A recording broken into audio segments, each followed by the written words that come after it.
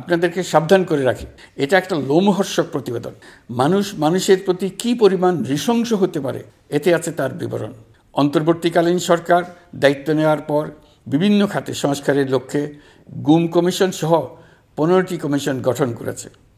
এসব কমিশন পূর্ণ উদ্যমে তাদের কাজ করে যাচ্ছে। গুম কমিশন গত পরশু তাদের প্রতিবেদনের প্রথম খণ্ড আনুষ্ঠানিকভাবে পেশ করে গেছেন। গুমের শিকার বহু পরিবারের নিরাপত্তার স্বার্থে এটা এখন প্রকাশ করা যাচ্ছে না।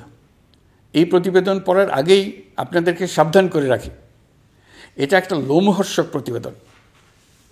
মানুষ মানুষের প্রতি কী পরিমাণ নৃশংস হতে পারে এতে আছে তার বিবরণ। অবিশ্বাস্য বর্ণনা।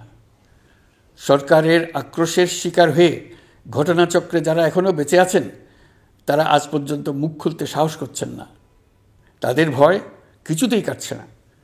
তাদের ভয় হঠাৎ যদি ওই জালেমরা আবার ক্ষমতায় আসে তাহলে তাদের প্রতি এরা নৃশংসতম হবে। গত সরকারের ঘৃণ্যতম অধ্যায়ের ঐতিহাসিক দলিল হিসেবে এই প্রতিবেদন অমর হয়ে থাকবে।